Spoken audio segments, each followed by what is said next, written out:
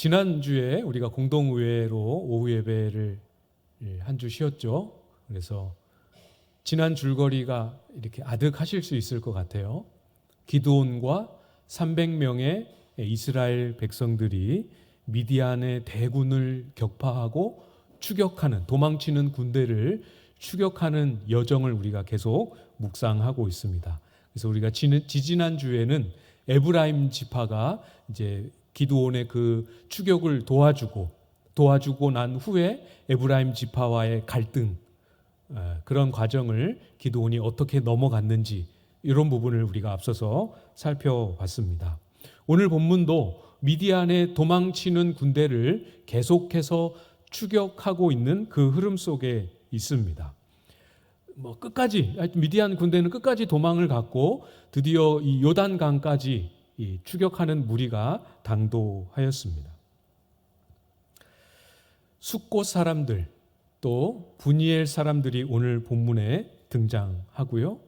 에브라임 지파와의 갈등도 지혜롭게 잘 극복하는 것 같지만 사실 기드온은 그 중심을 하나님이 원하시고 기대하시는 자리로 제대로 돌려놓지 못하고 우리가 보았던 아쉬움과 안타까운 행보를 계속하게 됩니다. 숫곳과 브누엘 사람들과의 이 만나고 대화하는 이 모습 속에서도 기드온의 동일한 모습이 계속해서 드러나는 것을 우리는 보게 되죠. 사실 우리가 그동안은 기드온이 어떻게 했느냐에 초점을 많이 맞추었지만 사실은 기드온은 이스라엘 백성 전체의 영적인 상황을 대변하고 있는 것이죠. 기드온 혼자만의 문제가 아닙니다. 이스라엘 공동체 전체가 하나님의 언약 백성으로서의 정체성을 포기하고 놓치고 있기 때문에 삶의 여러 모습 속에서 그 증상이 이렇게 드러나고 발견되는 그런 모습인 거죠. 원인은 항상 거기에 있습니다.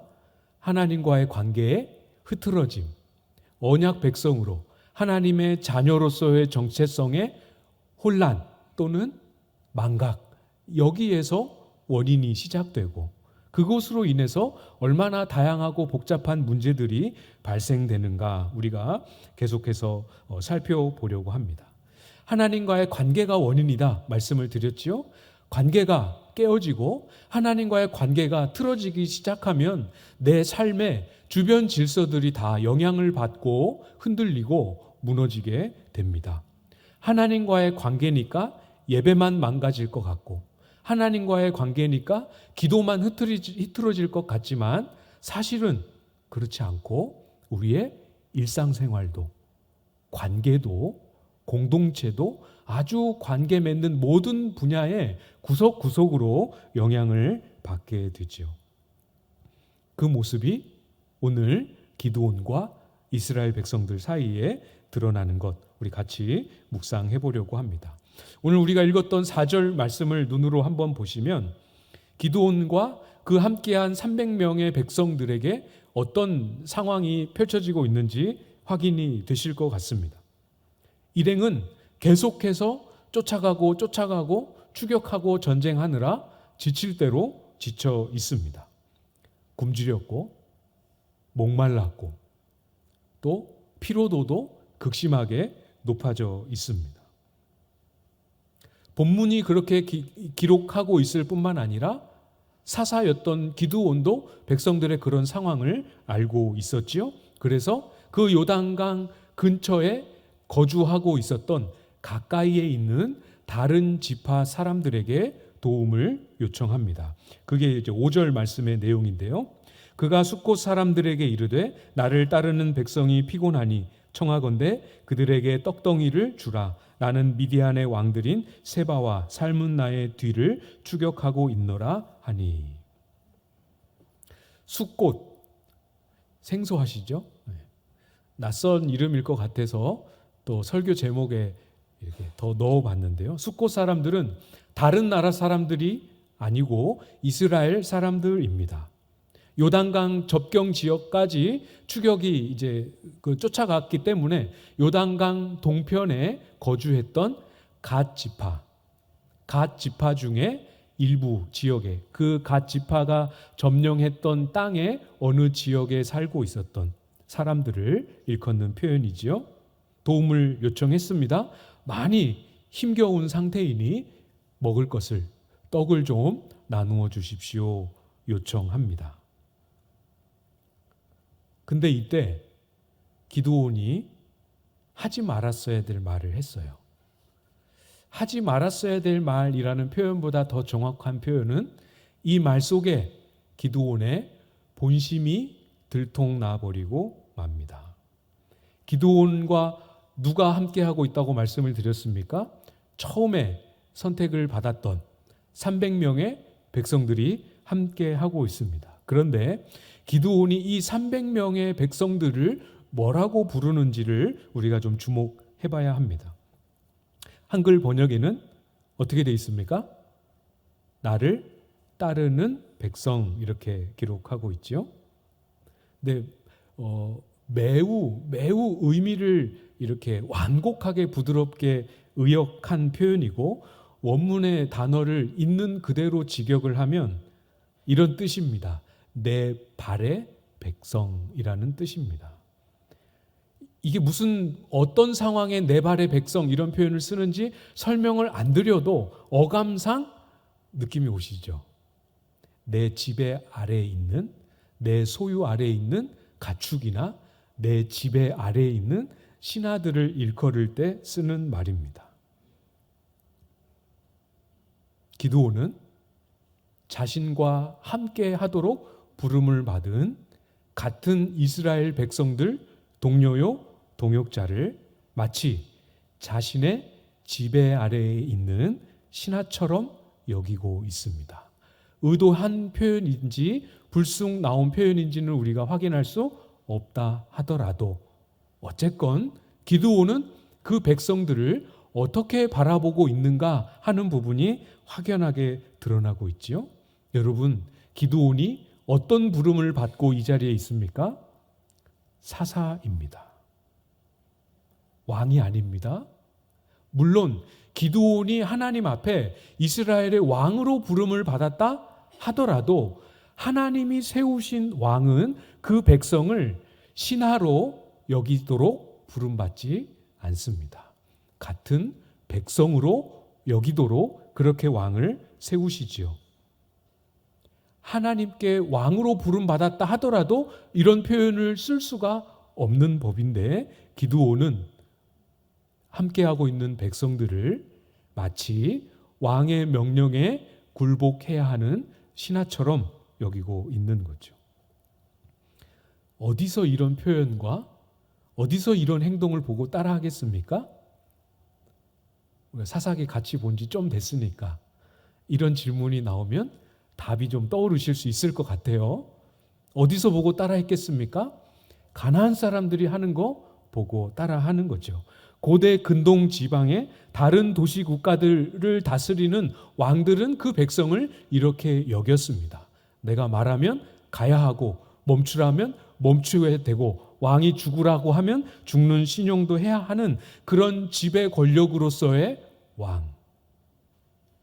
기드온은 스스로를 그렇게 여기고 있습니다.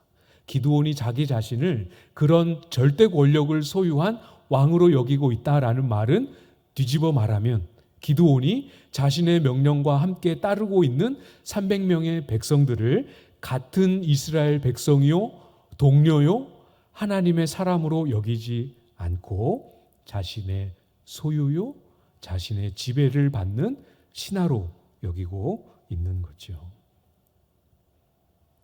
하나님은 기드온을 왕으로 부르지 않으셨습니다. 똑같아요. 하나님은 그 300명의 백성들을 기드온의 신하로 불러 세우지 않으셨습니다. 기드온은 사사지만 사사로서 전쟁을 이끌고 전쟁을 앞에서 지휘해야 하는 역할을 맡기는 했지만 기드온도 이스라엘의 백성이요, 그 300명의 백성들도 기드온을 따르는 이 아니고 기드온과 함께하는 백성으로 부름을 받았습니다. 그래서 4절에 보면 기드온과 함께한 자 이렇게 표현하고 있죠. 본문은 분명하게 기드온과 함께하는 자 이렇게 기록하고 있습니다. 처음 백성들을 기드온에게 붙이시려고 숫자를 줄이고 또 줄이고 하셨던 그때 시점으로 돌아가 봐도 7장 2절에 보면 하나님이 직접 말씀하실 때에도 원문은 이 한글 번역에는 너를 따르는 백성 이렇게 표현했지만 원문은 함께한 백성 이렇게 표현하고 있습니다. 따른다는 것과 함께한다는 것이 비슷한 표현 같지만 차이가 있음을 이해하실 수 있으시겠죠? 이 함께한다라는 단어에는 300명이 기드온과 함께한다 할 때 이 함께한다라는 단어에는 어떤 형태의 권력도, 위계 질서도, 지위도, 명예도 구별되지 않습니다. 같은 동류의 같은 백성을 일컫는 표현이에요. 하나님은 그렇게 부르시고 세우셨지만 기드온은 싫었습니다. 백성 중에 한 사람으로 남아있고 싶지 않았던 거죠. 자신을 그들 머리 위에 두고 싶었고 그 백성들을 잠시라도 그 백성들을 자기 발 아래에 두는 이 권력의 쾌락을 누리고 싶어 했습니다. 가나안 사람들이 세속적인 욕망과 쾌락 가득 담긴 권력욕 그것을 똑같이 누리고 싶어 했던 거죠. 제가 광안제일교회 와서 경험하지는 못했지만 사역을 하면서 본 적이 있습니다. 교회 안에서도 지체를 대할 때 이런 모습과 이런 형태와 이런 관계들이 살아있는 것을 가끔, 흔하지는 않지만 가끔 보게 돼요. 어떤 모습이요? 세상에서 세속적인 단체나 사회나 직장이나 구조나 이런 곳 안에서 그런 사람들이 관계를 맺는 방식과 동일한 방식으로 교회 안에서 서로를 대하는 모습을 흔하지는 않지만 정말 간혹 보게 됩니다. 어떤 역할을 맡게 되면 마치 회사에서 사장님이 부하 직원에게 하는 것처럼 요즘은 사장님이어도 부하 직원에게 함부로 하면 안 되는 것 아닙니까? 그런데 사장님이 부하 직원에게 하는 것처럼 어떤 역할을 맡으면 안 그랬는데 어떤 역할을 맡으면 말이 이렇게 조금씩 죄송합니다. 말이 조금씩 짧아지고 표현이 조금씩 거칠어지고 함께 하기로 했던 그 일들에 어떤 분이 그 역할을 제대로 수행하지 못하면 그전에는 참 이해하고 용납해주고 잘 해주다가도 그 책임을 내가 맡으면 자꾸 뭐라 하고 닥달하고 비난하고 흉보고 책망하고 싫은 소리하고 정말 회사에서 사장님이 실적을 내지 못하는 부하 직원한테 다루듯이 그렇게 하는 경우를 간혹 보게 됩니다. 없으시죠? 그런 경험 우리 교회에서는 없으셨죠? 없으셨다고 대답을 해주셔야 되는데 저는 없다고 굳게 믿고 이렇게 얘기를 하고 있는데 없으시겠지만 이제까지 없었겠지만 앞으로도 그런 일은 있어서는 안 됩니다. 우리가 목표가 아무리 오라도 그 과정이 하나님의 명령하신 방법과 성경의 원리를 따라야 하는 것과 마찬가지로 우리가 가고자 하는 목표, 우리가 이루고 싶어하는 비전과 소망이 아무리 오라도 내 옆에 있는 지체가 그 목표와 그 성과와 그 소망의 수단이 될 수는 없는 거죠.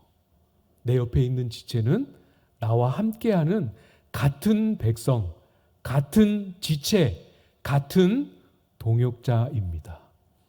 내 옆에 있는 지체는 목표를 이루기 위한 수단이요, 도구가 아니고 사랑해야 할, 받아주고 품어주어야 할 대상이죠.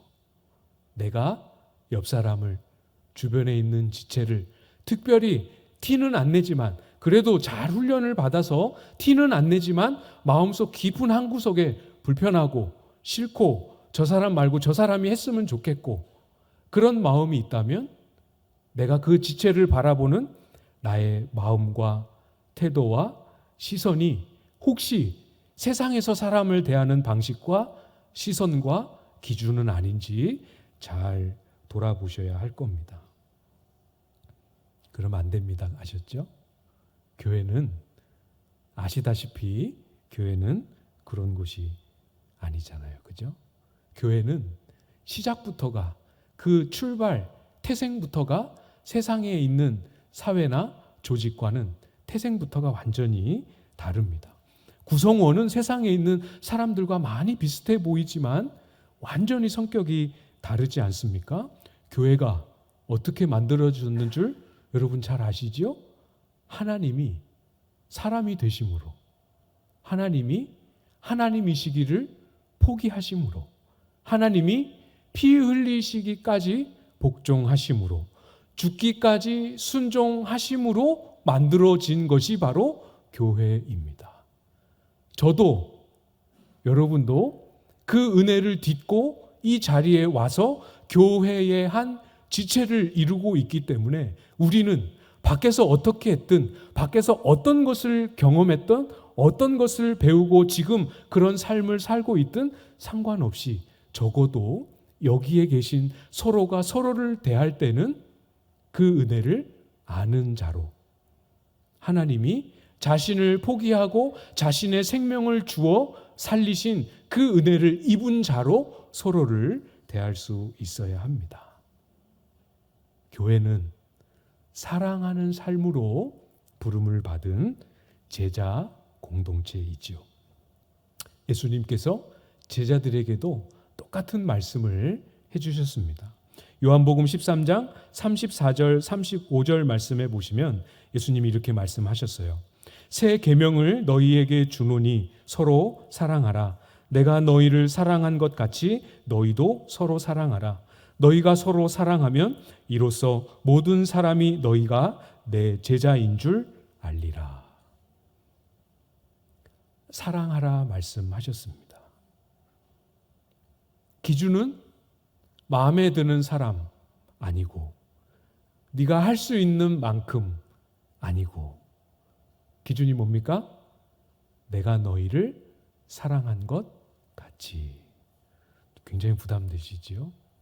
주님이 나를 사랑하신 것을 똑같이 완벽하게 구현해 내라는 뜻이 아니고, 우리가 할 수 있는 역량과 한계와 가지고 있는 자원과 그 모든 것, 어떤 것도 핑계 삼지 말고, 그 어떤 것에도 제약받지 말고 최선을 다하여 온 힘을 다하여 모든 할 수 있는 만나는 사람을 예외됨 없이 사랑하라 말씀하시는 의미지요.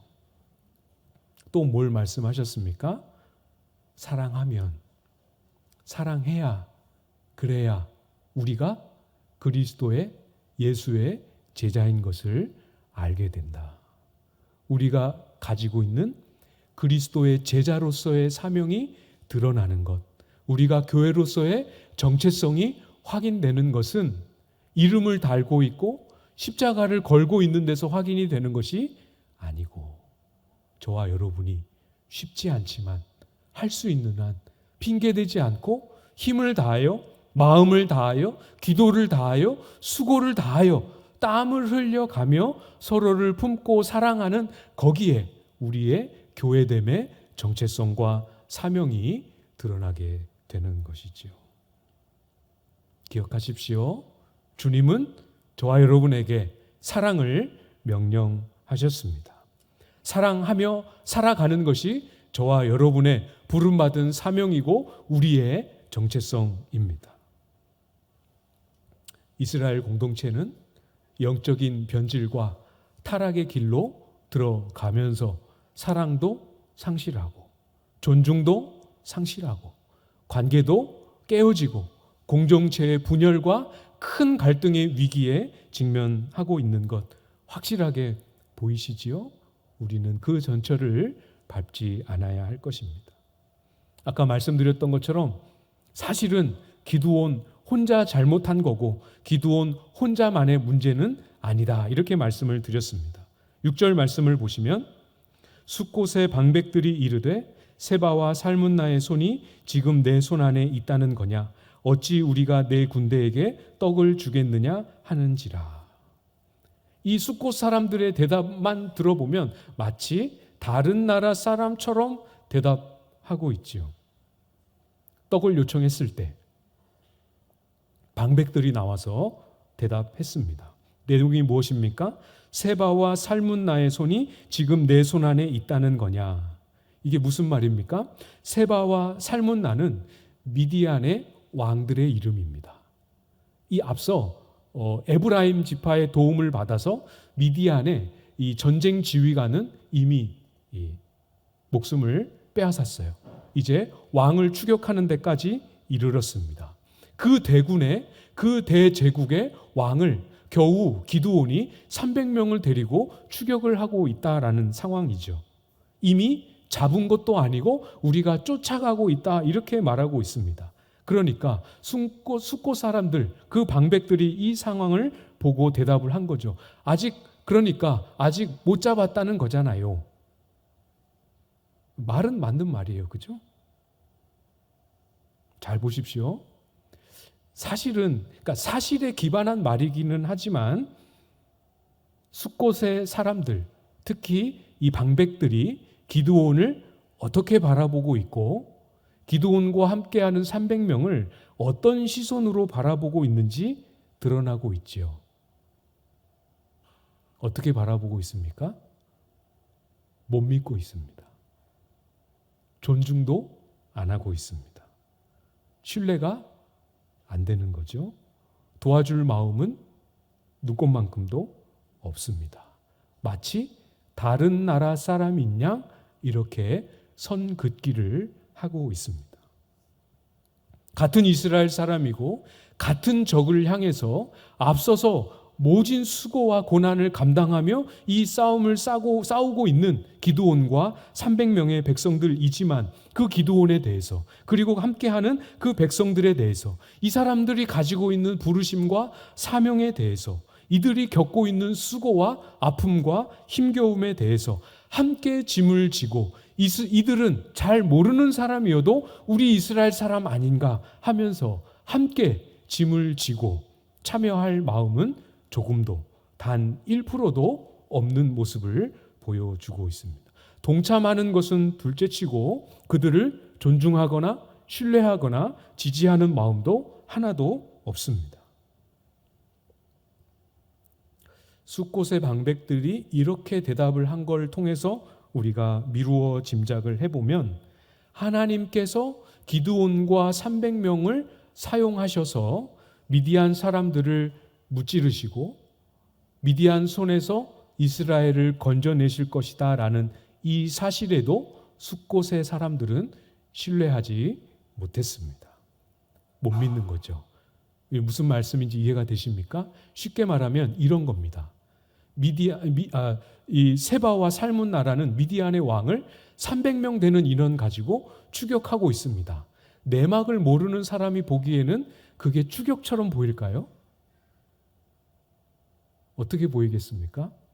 여기 계신 분들은 내막을 너무 잘 알고 하나님이 하신 믿음의 여정을 다 보셨기 때문에 정말 추격처럼 보이겠지만 이게 조금만 달리 보면 추격이 아니고 세바와 살문나가 유인하고 있는 거잖아요. 300명 이렇게 가둬놓고 복병을 숨겨뒀다가 어느 시점에 적절할 때 다 한 번에 해치우려고 유인하고 있는 것처럼 볼 수도 있지 않겠습니까? 지금 숫곳 사람들이 예를 들자면 그런 식으로 상황을 이해하고 있는 거죠. 그러니까 자칫 이들에게 떡을 주고 이들에게 도움을 주고 했다가 세바와 살문나가 다시 뒤로 돌이켜서 진격하라 이렇게 해서 기드온과 300명의 그 백성들을 몰살시키면 그 다음에 이 책임이 우리에게 돌아오지 않겠느냐.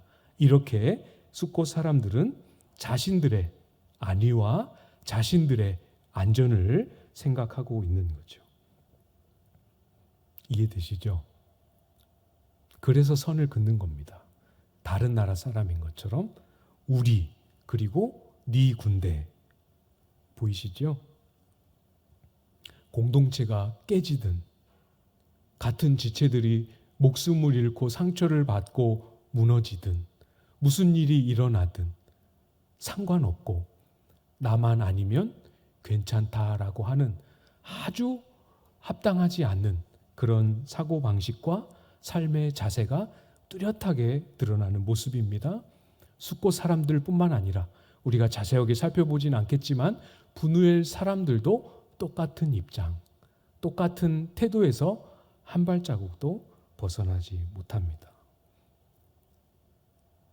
기독교 신앙은 있고 신앙 공동체에서 유익은 얻고 싶지만 수고는 하고 싶지 않고 내 것을 나누고 희생은 하고 싶지 않아 하는 그런 마음, 한국교회에 참 많이 우리가 마주치게 되고 흔히 듣게 되는 그런 마음이 교회 안에도 얼마나 많이 있는지 모릅니다. 여러분은 그렇지 않으리라 믿고 그렇지 않았으면 좋겠습니다. 공동체의 성숙도는 사람을 대하는 태도에 있습니다. 사람을 섬기고 사람을 사랑하고 사람을 품기 위해 어디까지 하느냐, 얼마만큼 섬기고 어디까지 내어줄 수 있고 얼마만큼 수고할 수 있느냐, 어떤 사람까지 품어낼 수 있느냐, 여기에 달려 있는 거죠.